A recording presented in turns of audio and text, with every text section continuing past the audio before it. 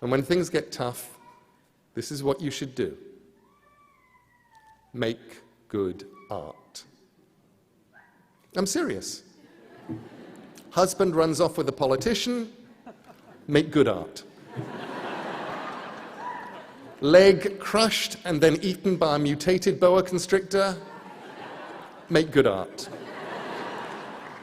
IRS on your trail, make good art. Cat exploded, make good art. Someone on the internet thinks what you're doing is stupid or evil or it's all been done before, make good art. Probably things will work out somehow, and eventually time will take the sting away, and that doesn't even matter. Do what only you can do best. Make good art.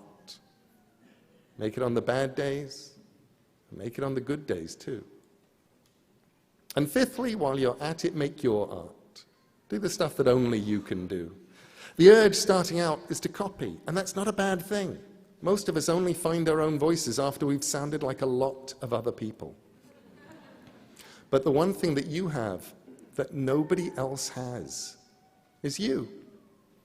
Your voice, your mind, your story, your vision. So write and draw and build and play and dance and live as only you can. The moment that you feel that just possibly you're walking down the street naked, exposing too much of your heart and your mind and what exists on the inside, showing too much of yourself, that's the moment you may be starting to get it right. The things I've done that worked the best were the things I was the least certain about. The stories where I was sure they'd either work or more likely be the kind of embarrassing failures that people would gather together and discuss until the end of time. They always had that in common. Looking back at them, people explain why they were inevitable successes, and when I was doing them, I had no idea. I still don't. And where would be the fun in making something you knew was going to work? And sometimes the things I did really didn't work. There are stories of mine that have never been reprinted. Some of them never even left the house. But I learned as much from them as I did from the things that worked. Okay, sixthly, I'm going to pass on some secret freelancer knowledge. Secret knowledge is always good, and it's useful for anyone who ever plans to create art for other people, to enter a freelance world of any kind. I learned it in comics, but it applies to other fields too, and it's this. People get hired because somehow they get hired. In my case, I did something which these days would be easy to check and would get me into a lot of trouble, and when I started out in those pre-internet days seemed like a sensible career strategy. When I was asked by editors who I'd written for, I lied. I listed a handful of magazines that sounded likely, and I sounded confident, and I got jobs.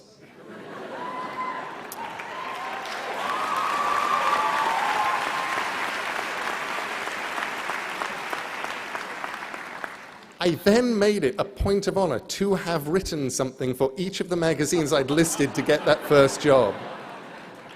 So that I hadn't actually lied, I'd just been chronologically challenged. But you get work however you get work.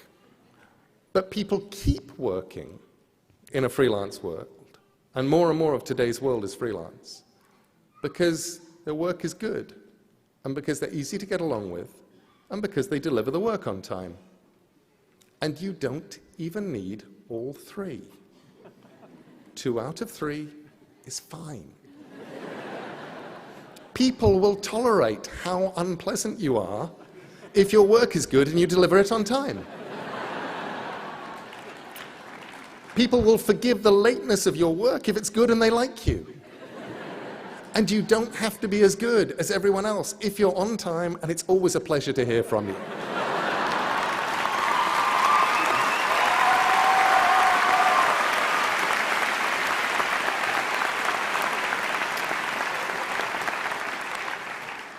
So when I agreed to give this address, I thought, what is the best piece of advice I was ever given?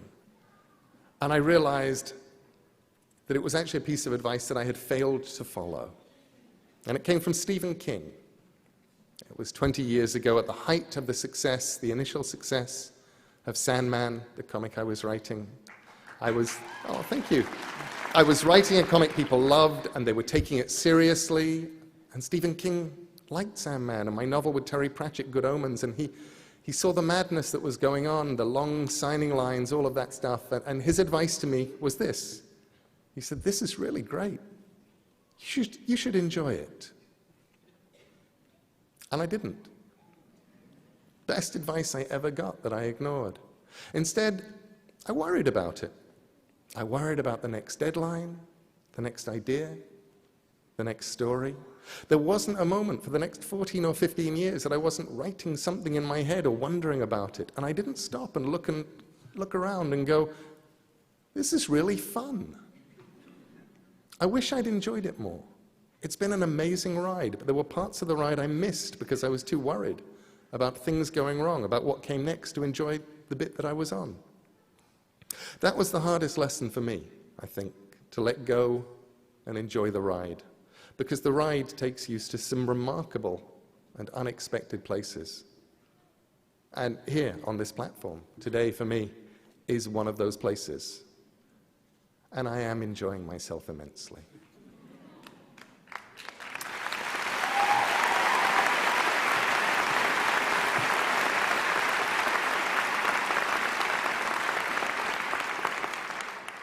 I'd actually put that in brackets just in case I wasn't. I wouldn't say it.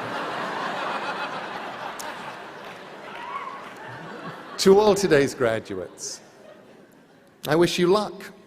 Luck is useful. Often you will discover that the harder you work and the more wisely you work, the luckier you will get. But there is luck, and it helps. We're in a transitional world right now, if you're in any kind of artistic field, because the nature of distribution is changing.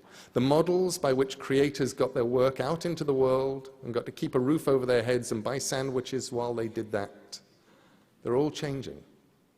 I've talked to people at the top of the food chain, in publishing, in bookselling, in music, in all those areas, and no one knows what the landscape will look like 2 years from now, let alone a decade away. The distribution channels that people had built over the last century or so are in flux for print, for visual artists, for musicians, for creative people of all kinds, which is on the one hand intimidating, and on the other, immensely liberating. The rules, the assumptions, the now we're supposed to's of how you get your work seen and what you do then, they're breaking down. The gatekeepers are leaving their gates. You can be as creative as you need to be to get your work seen. YouTube and the web and whatever comes after YouTube and the web can give you more people watching than old television ever did. The old rules are crumbling, and nobody knows what the new rules are. So make up your own rules. Someone asked me recently how to do something she thought was going to be difficult. In this case, recording an audiobook. And I suggested she pretend that she was someone who could do it. Not pretend to do it, but pretend she was someone who could. She put up a notice to this effect on the studio wall, and she said it helped. So be wise, because the world needs more wisdom. And if you cannot be wise, pretend to be someone who is wise, and then just behave like they would.